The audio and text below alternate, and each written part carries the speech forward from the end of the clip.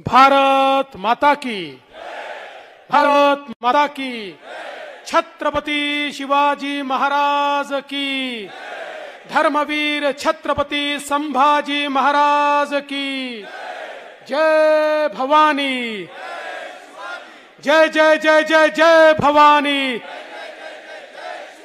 जय जय जय जय जय शिवाजी, जय श्री राम, जय जय श्री राम। हिंदवी स्वराज्याचे सरसंस्थापक छत्रपती शिवराय मुजरा करतो। भारतीय राज्य घटनेचे शिल्पकार भारतरत्न डॉक्टर बाबासाहेब आंबेडकर यांना मानवंदना अर्पित करतो। या ठिकाणी आजच्या या विराट सभेमध्ये मंचावर उपस्थित असलेले आपल्या सर्वांचे लाडके नेते आणि उमेदवार श्रीमंत छत्रपती उदयन महाराज भोसले, त्याचप्रमाणे या साताऱ्याचे लाडके आमदार श्रीमंत शिवेंद्रराजे भोसले, मंचावर उपस्थित असलेले शंभूराज देसाईजी, गिरीश महाजनजी, महादेव जानकरजी, महेशदादा शिंदेजी, त्याचप्रमाणे आमचे नरेंद्र अण्णासाहेब पाटीलजी, वाई मतदारसंघामध्ये ज्यांनी भारतीय जनता पक्षाची कमान अत्यंत मजबूतीने सांभाळलेली आहे ते आमचे मदनदादा भोसलेजी, आमदार देवयानीताई रांदे, मनोजदादा घोरपळे, धैर्यशील दादा कदम, अमर साबळेजी, विक्रांत पाटीलजी, प्रवीण कुमार सालेजी, पुरुषोत्तम जाधवजी, चंद्रकांत जाधवजी, एकनाथ ओंबळेजी, धैर्यशील पाटीलजी, अमित कदमजी, युवराज पवारजी, अशोक बापू गायकवाड, चित्रलेखाताई माने कदम, वसंतराव मानकुमरे, ज्ञानदेव रांजळे, बापूसाहेब जाधव, सुनील काटकर, रामकृष्ण वेताळ, अविनाश कदम, राजीव भोसले, सुरभिताई भोसले, रणजित भोसले, सुवर्णाताई पाटील, सदाशिवराव बागल, माधवीताई कदम, विकास गोसावी, मंचावरील सर्व मान्यवर, कोणाचं नाव सुटलं असेल तर क्षमा मागतो, लिहिणाऱ्याची चूक आहे, माझी नाही आहे, सगळेच मान्यवर आणि उपस्थित माझ्या सर्व भगिनी आणि बंधूंनो, इतकी विराट सभा पाहिल्यानंतर माझ्या मनामध्ये कुठली शंकाच उरली नाही। 4 जूनला गुलाल उधळायला साताऱ्यामध्ये आता आपल्याला यावंच लागेल हे मला स्पष्टपणे दिसतंय।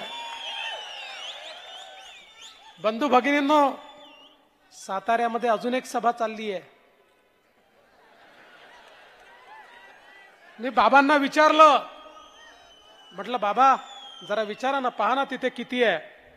बाबांनी माहिती घेतली, या कोपऱ्यात जेवढे लोक बसले आहेत तेवढी सभा तिकडे चालली आहे आणि मैदान भरून ही सभा इकडे चाललेली आहे। सर्वप्रथम बंधू भगिनींनो, स्वराज्याच्या क्रांतीच्या या भूमीला मी या ठिकाणी वंदन करतो। खऱ्या अर्थानं तंजाऊर पासून पेशावर पर्यंत जे हिंदवी साम्राज्य या ठिकाणी तयार झालं, त्या साम्राज्याला ज्या भूमीने बळ दिलं ती ही सातारची भूमी आहे, छत्रपती शिवरायांची कर्मभूमी आहे। आणि आजही या जिल्ह्यांनी लढण्याची परंपरा सोडलेली नाही। महाराष्ट्रामध्ये ज्यावेळी देशाच्या सीमेवर लढणाऱ्या शहीद सैनिकांची यादी आम्ही पाहतो, त्यावेळी सर्वात जास्त शहीद सैनिकही याच सातारचे आम्हाला दिसतात। त्या सगळ्या शहीदांना या ठिकाणी मी नमन करतो। बंधू भगिनींनो, खरं म्हणजे आजच्या या सभेच्या निमित्ताने आमच्या शिवेंद्र बाबांनी आणि महाराजांनी या ठिकाणी काही गोष्टी मांडल्या आणि कशा प्रकारे आपल्याला विकास घडवायचा आहे या संदर्भातली एक ब्ल्यूप्रिंट आज महाराजांनी तयार केली आहे। आपल्याला कल्पना आहे की शेवटी कुठल्याही व्यक्तीच्या मनामध्ये विकासाच्या कितीही संकल्पना असल्या तरी त्या संकल्पना पूर्ण करण्याकरता तेवढंच ताकदीचं नेतृत्व लागतं. आणि मला सांगताना आनंद वाटतो, ते नेतृत्व देण्याची क्षमता आज देशामध्ये फक्त आणि फक्त नरेंद्र मोदीजींकडे आहे. आज बाबा तुम्ही ज्यावेळी या ठिकाणी आम्हाला आयटी हब पाहिजे म्हणतात, महाराज आयटी हब पाहिजे म्हणतात, आज तुम्ही याची मागणी का करू शकता माहिती आहे? मोदीजींनी गेल्या मध्ये भारताला आयटी कॅपिटल केलं. जो आयटी आमचे पोरं फक्त परदेशात जायचे, आज जगातल्या सगळ्या आयटी कंपन्या या भारतामध्ये आहेत. आणि तुम्ही काळजी करू नका, 2 महाराजांनी सांगितल्यानंतर आमची काही भ्यास.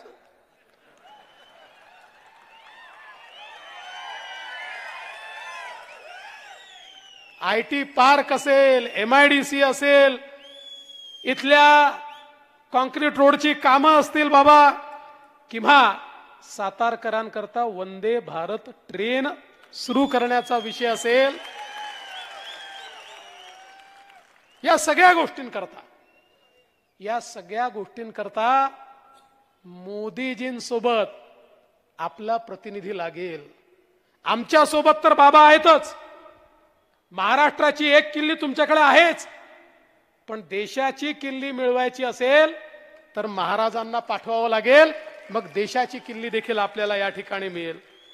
आज आपण पाहतोय महाराष्ट्रामध्ये सरकार आहे बाबा, लामघरचा असेल, बोंडरवाडीचा विषय असेल, तुम्ही लावून धरला, आपण तो केला, त्याच्यामध्ये काही चिंतेचं कारण नाहीये.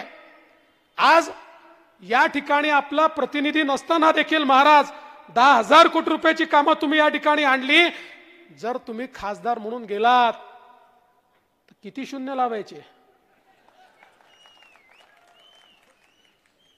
बंधू भगिनींनो, मला या निमित्ताने एवढंच सांगायचं आहे, ही निवडणूक जानकर साहेब म्हणाले तशी साधी निवडणूक नाही आहे. ही देशाची निवडणूक आहे. देशाचा नेता आपल्याला निवडायचा आहे. या देशामध्ये सामान्य माणसाच्या आशा, आकांक्षा आणि अपेक्षा कोण पूर्ण करू शकतो, तो नेता आपल्याला निवडायचा आहे. या देशाला सशक्त भारत कोण तयार करू शकतो, हे आपल्याला निवडायचं आहे. या देशाला कोण सुरक्षित ठेवू शकतो, हे आपल्याला निवडायचं आहे. आणि आज ज्यावेळी मतदानाकरता आपण जातो, त्यावेळी 2 ध्रुव आपल्याला पाहायला मिळतात. देश वाटला गेलाय, वेगवेगळे पक्ष असतील, पण 2 ध्रुव तयार झाले आहेत. एक ध्रुव म्हणजे विश्वगौरव असलेले, विकास पुरुष असलेले आपले नेते माननीय नरेंद्र मोदीजी आहेत. आणि मोदीजींच्या सोबत एकनाथराव शिंदेजींची शिवसेना आहे, अजितदादांची राष्ट्रवादी आहे, आमच्या जानकरांची रासप आहे, त्या ठिकाणी मनसे आहे, त्या ठिकाणी रिपाई आहे, त्या ठिकाणी पिरिपा आहे, त्या ठिकाणी जनसुराज्य आहे, त्या ठिकाणी वेगवेगळ्या 18 पक्ष आपले हे एकत्रित आहेत. आपली एक महायुती या ठिकाणी आहे. दुसरीकडे काय आहे? दुसरीकडे राहुल गांधी आहेत. 2 ध्रुव आहेत. एकीकडे मोदीजी आहेत, एकीकडे राहुल गांधी. दुसरा चॉईसच नाही आहे.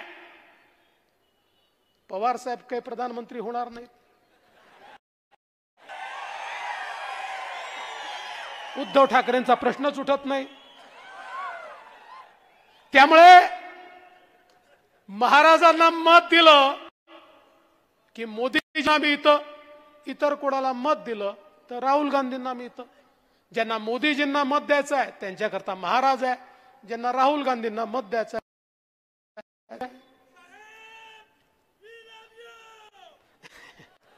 आहे ऑल्सो. पण बंधू भगिनींनो, आज आपण बघा, आपली विकासाची गाडी आहे. या गाडीचं मजबूत इंजिन मोदीजी आहेत. आणि या वेगवेगळ्या पक्षाच्या बोग्या, डब्बे या आपल्या विकासाच्या इंजिनला लागले आहेत. आणि ही विकासाची गाडी कशी आहे? दीन, दलित, गोर, गरीब, आदिवासी, शेतकरी, शेतमजूर, महिला, अल्पसंख्याक, ओबीसी, भटके, विमुक्त, शेतकरी सगळ्यांना सोबत घेऊन सबका साथ सबका विकास म्हणत मोदीजीची गाडी पुढे जाते, मजबूत इंजिन घेऊन पुढे जाते. दुसरीकडे अवस्था काय आहे? राहुल गांधींच्या गाडीला फक्त इंजिनच आहे, डब्बेच नाही आहे.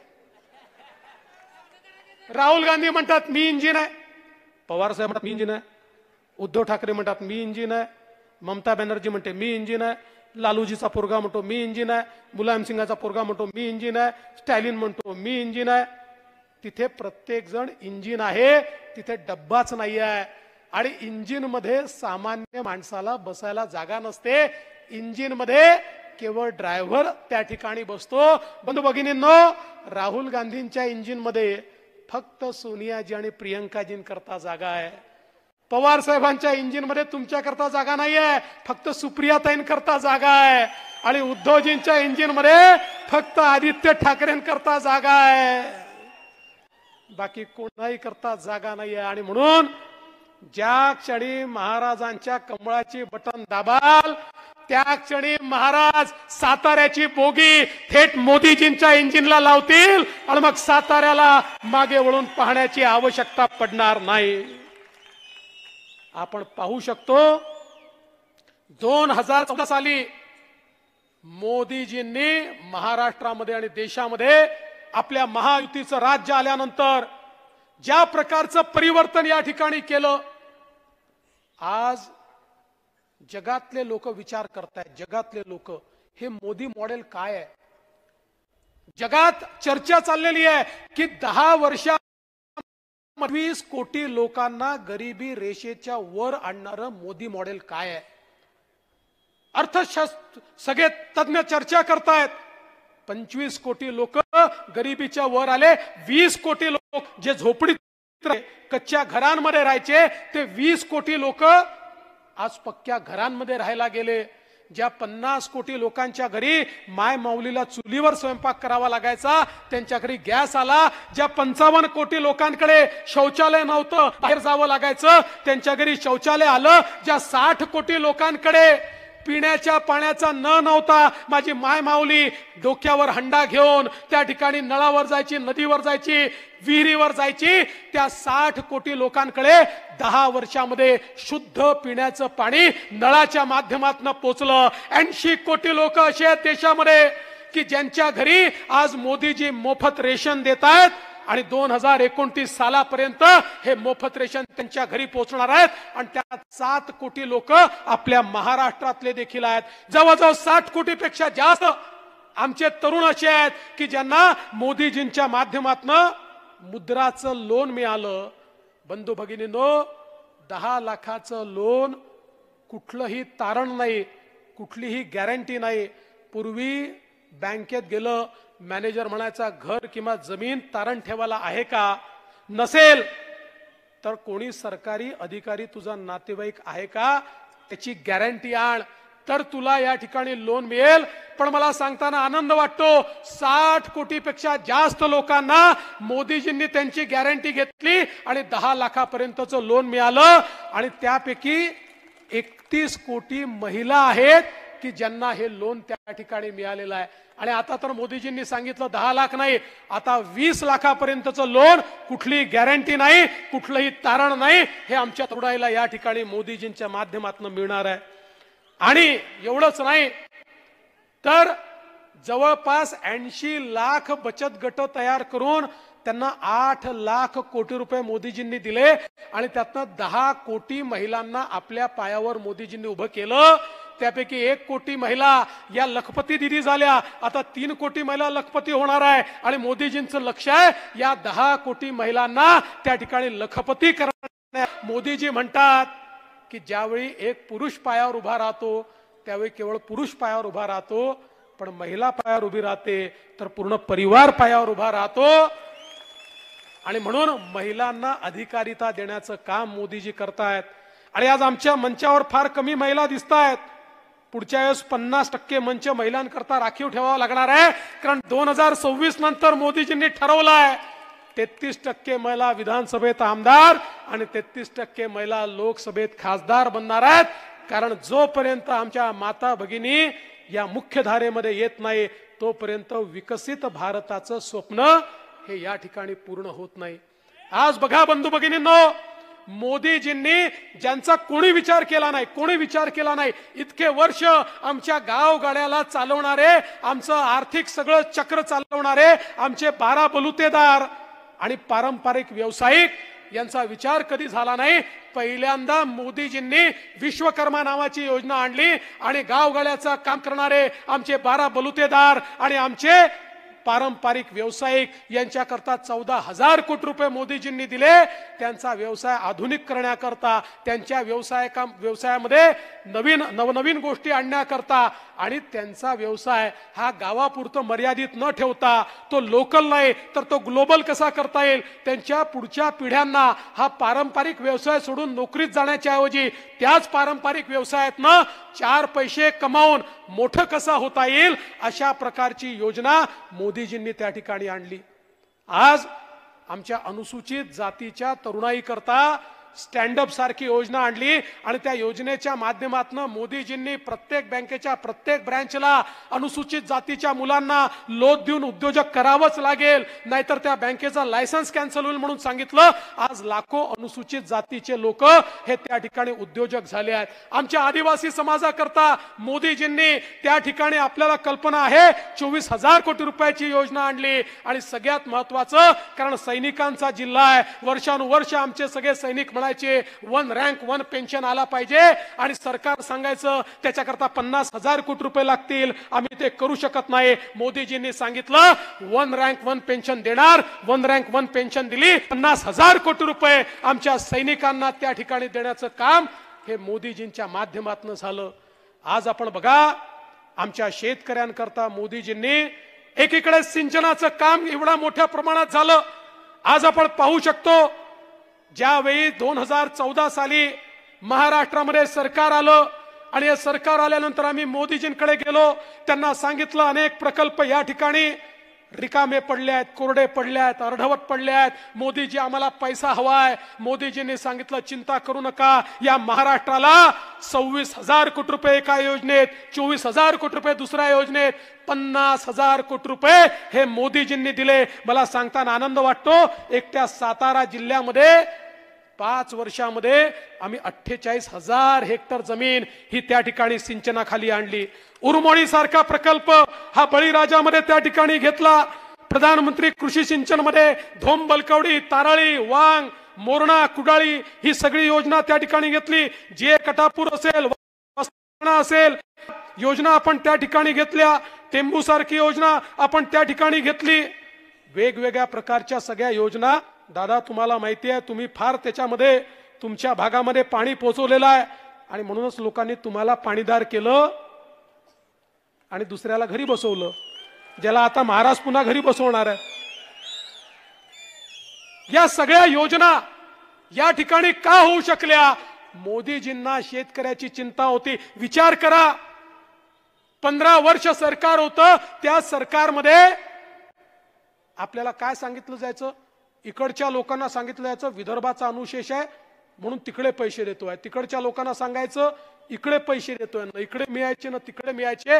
आम्ही सांगितलं विदर्भातही काम करून दाखव आणि पश्चिम महाराष्ट्रातही काम करून दाखव. सातारा, सांगली आणि सोलापूरच्या दुष्काळी भागामध्ये आज पाणी पोचत आहे, कारण या ठिकाणी मोदीजी होते, मोदीजींचा आशीर्वाद आपल्या पाठीशी होता. आज बंधू भगिनींनो, आमच्या ऊसाच्या शेतकऱ्यांकरता ज्यावेळी मोदीजी प्रधानमंत्री झाले, जाणते राजे म्हणाले होते, अरे मोदींना ऊसातलं काय कळतं, यांना साखर कारखानदारीतलं काय कळतं. पण आज ऊस कारखानदारीतल्या कुठल्याही व्यक्तीला विचारा, तो सांगेल ऊस कारखानदारी करता आणि ऊसाच्या शेतकऱ्याकरता जेवढे निर्णय नरेंद्र मोदीजींनी घेतले यापूर्वीचं कुठलंही सरकार घेऊ शकलं नव्हतं. 340 रुपयांनी FRP वाढवली, त्या ठिकाणी साखरेची मिनिमम सप्लाय प्राइस तयार केली आणि त्या माध्यमातून साखरेचे भाव पडणार नाही आणि शेतकऱ्यांना त्या ठिकाणी FRP मिळेल, चांगला भाव मिळेल, हे मोदीजींनी करून दाखवलं. इथेनॉलची पॉलिसी आणली, ठिकाणी इथेनॉलच्या माध्यमातून साखर कारखाने उभे राहिले पाहिजेत आणि तो पैसा देखील आमच्या शेतकऱ्यांना मिळाला पाहिजे, हे मोदीजींनी करून दाखवलं. आणि सगळ्यात महत्त्वाचं काही असेल, वर्षानुवर्ष त्या ठिकाणी शेतकऱ्यांच्या डोक्यावर टांगती तलवार होती. ऊसाची FRP दिल्यानंतर कायद्याने जास्तीची FRP दिली म्हणून इन्कम टॅक्स लागला होता. इन्कम टॅक्स महाराष्ट्रामध्ये 10,000 कोटी रुपयाचा इन्कम टॅक्स होता. सातत्याने नोटिसा यायच्या, कारखान्यांना यायच्या, तुम्ही शेतकऱ्याकडनं पैसा वसूल करा आणि आम्हाला इन्कम टॅक्स भरा.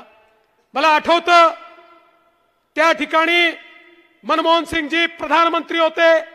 किमान 5 वेळा शरद पवार साहेब डेलिगेशन घेऊन गेले आणि सगळ्यांना सांगितलं आता आपण जाऊ आणि हा इन्कम टॅक्स रद्द करून आणू. 5 वेळा लोक गेले, प्रत्येक वेळी आश्वासन मिळालं. ते जायचे, अर्थमंत्र्याला भेटायचे, प्रधानमंत्र्याला भेटायचे, फुटकी कवडी देखील त्यातनं रद्द झाली नाही. उलट शेवटी कारखानदार हायकोर्टात गेले, हारले, सुप्रीम कोर्टात गेले, हारले. शेतकऱ्याकडनं इन्कम टॅक्स वसूल करण्याची वेळ आली होती, ना तर कारखाने बंद पडले असते. आम्ही मोदीजींकडे गेलो, मोदीजींना परिस्थिती सांगितली. एका झटक्यात मोदीजींनी सांगितलं की आपल्याला हे करावं लागेल. अधिकाऱ्यांना बोलवलं, अमित भाई शाह सहकारिता मंत्र्यांना बोलवलं. त्या ठिकाणी सगळे अधिकारी आले. अधिकाऱ्यांनी सांगितलं साहेब असं आजपर्यंत झालं नाही, मागच्या तारखेचा 10-20 वर्षाचा इन्कम टॅक्स आहे, तो आज आपल्याला रद्द करता येत नाही, हे कायद्यात बसत नाही. त्यावेळी मोदीजींनी सांगितलं अरे कायदा शेतकऱ्यांकरता मोडावा लागला तरी मोडू, नवीन कायदा त्या ठिकाणी तयार करू. आणि बंधू भगिनींनो, मोदीजींनी 10,000 कोटी रुपयाचा आमच्या शेतकऱ्यांवरचा इन्कम टॅक्स रद्द करून टाकला आणि शेतकऱ्यांना दिलासा दिला. आज माझा सवाल आहे, त्यांना विचारा जे विचारत होते, मोदीजींना उसातलं काय समजतं? जे मोदीजींना समजलं ते तुम्हाला वर्षानुवर्ष समजलं नाही. मोदीजींना सामान्य शेतकऱ्याची नाडी समजली, त्याचं स्पंदन समजलं, त्याचं रुदन समजलं, त्याचं हृदय समजलं. आणि म्हणून मोदीजी या ठिकाणी अशा प्रकारचा निर्णय घेऊ शकले. आणि म्हणून बंधू भगिनींनो, ही साधी निवडणूक नाहीये, देशाची निवडणूक आहे. आज देशामध्ये एकूत नेतृत्व हवंय. आज आपलं नेतृत्व वैश्विक नेतृत्व आहे. मी तुम्हाला विनंती करतो, तुम्ही आठवा तो काळ, ज्या काळामध्ये कोविड होता, नातेवाईकांना भेटण्याची चोरी होती. अरे किड्या मुंग्यासारखे लोक मरत होते, आपल्यातले आपतेष्ट जात होते, कोणी कोणाच्या मौत मिट्टीला देखील जायला तयार नव्हतं. इतकी भीती, इतकं भय प्रत्येक बापाला वाटायचं माझ्या पोराचं काय होईल, आईला वाटायचं माझ्या पोरीचं काय होईल, आमच्या परिवाराचं काय होईल असं वाटत होतं. जगाच्या पाठीवर एक मोठं संकट होतं. 140 कोटीचा देश. लोणायचे जगातले एक्सपर्ट म्हणजे की भारतामध्ये 40-50 कोटी लोक तरी मरतील, त्यांना कोणीच वाचवू शकत नाही. जगाच्या पाठीवर 4 देशांनी कोविडची लस तयार केली होती आणि ते देश वाट पाहत होते कधी भिकाऱ्यासारखा भारत आमच्यापुढे हात पसरतो की आम्हाला लस द्या, मग आपण त्याच्याकडनं प्रॉफिट कमवू, थोड्याशा लसी त्याला देऊ आणि भारताला त्या ठिकाणी अडचणीत आणू, असं अनेक देश विचार करत होते. पण त्या देशांना माहिती नव्हतं या देशामध्ये नरेंद्र मोदी नावाचा प्रधानमंत्री आहे, ज्याला आपल्या लोकांना कसं वाचवायचं माहिती आहे. मोदीजींनी शास्त्रज्ञ जमा केले, त्यांना सांगितलं काय मटेरियल पाहिजे सांगा, तुम्हाला काय पैसा पाहिजे तो सांगा, तुम्हाला काय व्यवस्था पाहिजे त्यात सांगा. आणि सातत्याने त्यांच्या पाठीशी उभं राहून जगातला 5वा देश हा भारत झाला, ज्यांनी आपल्या देशात लस तयार केली. 140 कोटी लोकांना 2 वेळा लस त्या ठिकाणी टोचण्याचं काम हे मोदींच्या नेतृत्वात झालं. एक पैसा कोणाला द्यावा लागला नाही. भारतामध्ये आज आपण वाचलो, त्या लसीमुळे वाचलो. बंधू भगिनींनो, ती लस नसती तर भारताची काय अवस्था झाली असती. पण केवळ भारतापुरतं मर्यादित नाहीये, मला आपल्याला सांगितलं पाहिजे. मी मॉरिशसला गेलो होतो. मॉरिशसच्या मराठी मंडळींनी छत्रपती शिवरायांच्या पुतळ्याचं उद्घाटन ठेवलं होतं. त्या ठिकाणी उद्घाटन केलं. मॉरिशसच्या राष्ट्रपतींना भेटायला गेलो. आफ्रिकन ओरिजिनचे ते राष्ट्रपती होते, त्यांना भेटलो. ते म्हणाले फडणवीसजी तुम्ही माझे धन्यवाद हे मोदी साहेबांना सांगा. म्हटलं कशा करता तुमचे धन्यवाद? म्हणाले कोविड मध्ये माझा मॉरिशस जिवंत राहिला कारण मोदीजींनी मला लस दिली. त्यांनी लस दिली नसती तर माझा मॉरिशस जिवंत राहिला नसता. बंधू भगिनींनो, असे सांगणारे 100 देश आज जगामध्ये आहे की जे सांगतात आमचा देश मोदींमुळे वाचला. हे 100 देश आज भक्कमपणे आपल्या पाठीशी उभे आहेत, भारताच्या पाठीशी उभे आहेत. हे वैश्विक नेतृत्व आहे. आज जगामध्ये संधी तयार झाली आहे. कोविड नंतर जगाच्या पाठीवर लोकांचा विश्वास चीनमधनं उडालेला आहे. लोकांना आता या ठिकाणी नवीन देश पाहायचा आहे. 30 वर्ष चीनने जगाची फॅक्टरी म्हणून काम केलं. जगाच्या उत्पादनाच्या 30% उत्पादन एकटा चीन करत होता. पण आता जग म्हणतं आमचा या चीनवर विश्वास उरलेला नाही, आम्हाला नवीन जागा पाहिजे आहे. आणि त्यावेळेस ते भारताकडे पाहतायत. त्यांना लक्षात येत आहे जगातलं सगळ्यात मजबूत नेतृत्व भारतामध्ये आहे. या भारतामध्ये गेलं तर आपण त्या ठिकाणी चीनपेक्षा जास्त समृद्धी आणू शकतो. आणि म्हणून आज आपण पाहतोय जगाच्या पाठीवर रेकॉर्ड फॉरेन डायरेक्ट इन्व्हेस्टमेंट ही भारतामध्ये येते आहे. आणि मला हेही सांगताना आनंद वाटतो भारतामध्ये येणारी सगळ्यात जास्त इन्व्हेस्टमेंट आपल्या महाराष्ट्रामध्ये येते आहे कारण मोदी आपल्या पाठीशी आहेत. त्यामुळे येत्या काळामध्ये जगाची फॅक्टरी चीन राहणार नाही, जगाची फॅक्टरी भारत होणार आहे. भारतामध्ये उत्पादनाची क्षमता वाढते आहे. अरे 2014 साली ज्या भारतामध्ये 99% मोबाईल फोन आम्ही इम्पोर्ट करायचो, आज तो भारत 100% मोबाईल फोन हे भारतात बनवतोय आणि जगाला एक्सपोर्ट करतोय. ही भारताने आता एक्सपोर्टची मजल या ठिकाणी गाठलेली आहे. ज्या भारतामध्ये सर्व दारुगोळा, शस्त्रास्त्र, तोफा, जेट, फायटर जेट, पनडुब्या सगळं बाहेरून आयात करावं लागायचं, 10 वर्षात त्या सगळ्या गोष्टी भारतात बनतायत. फायटर जेटही भारत बनवतोय, फायटर हेलिकॉप्टरही भारत बनवतोय, पाणबुडी देखील भारत बनवतोय, तोफाही भारत बनवतोय. अरे एवढंच काय, आता या भारताने अग्नि मिसाईल तयार केलं. 7000 किलोमीटर दूर कुठेही शत्रूचं ठाणं असेल, भारतातनं अग्नि मिसाईल दागलं की थेट ते ठाणं त्या ठिकाणी नेस्तनाबूत करू शकतं. अशा प्रकारचं अग्नि मिसाईल जे केवळ त्या ठिकाणी अमेरिका, रशिया आणि चीनकडे आहे, आता ते अग्नि मिसाईल भारताकडे देखील आहे. हे भारताने केलेली प्रगती आहे. हा आत्मनिर्भर भारत आहे. हा भारत या ठिकाणी आत्मविश्वासाने उभा असलेला भारत आहे. आणि म्हणून बंधू भगिनींनो, भारताकडे वाकडी नजर करून पाहण्याची कोणाची हिंमत नाही आहे. अरे तुम्ही आठवा तो काळ, ज्या काळामध्ये या भारतामध्ये, मुंबईमध्ये, पुण्यामध्ये बॉम्बस्फोट व्हायचे.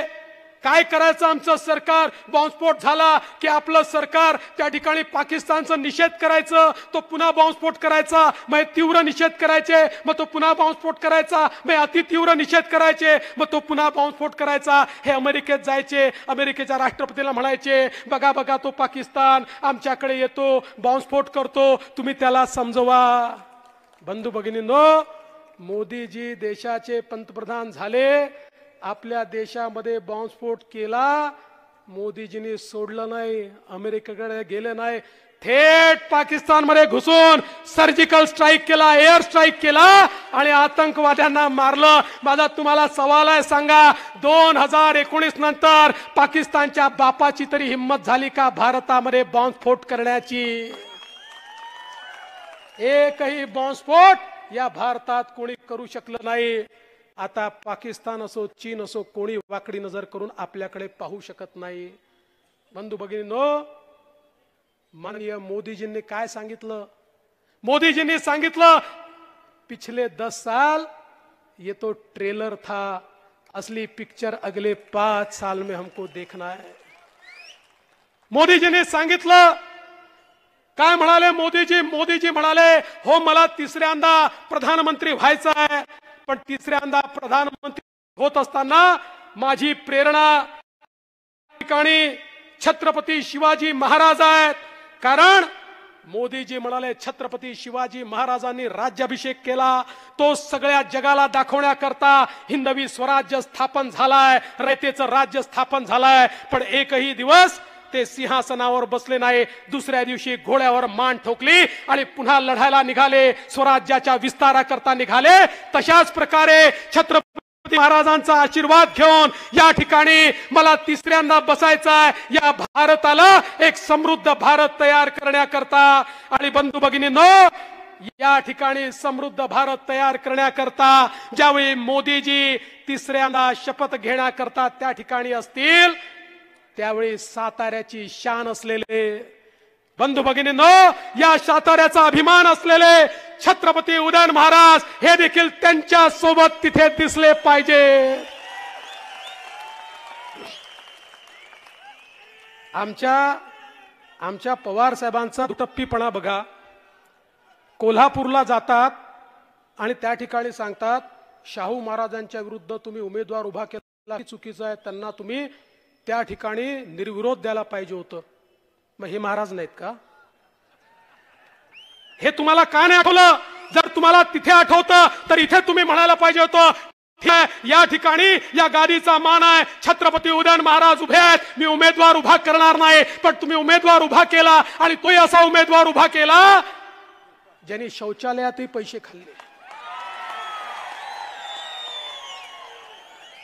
अरे महाराजांच्या विरुद्ध उमेदवार उभा करायचा तर तोडीचा उमेदवार उभा केला पाहिजे होता।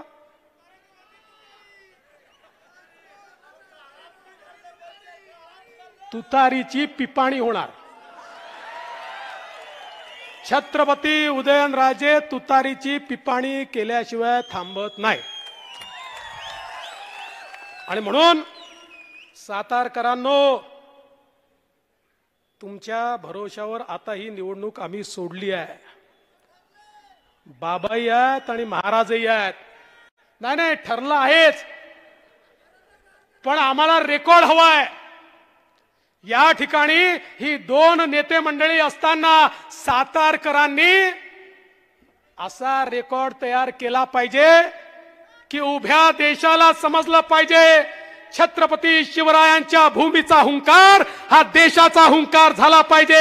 याकरता आपण सगळ्यांनी महाराजांना दिल्लीला पाठवा एवढीच विनंती करतो आणि माझं बोलणं संपवतो। जय हिंद, जय महाराष्ट्र, जय शिवराय।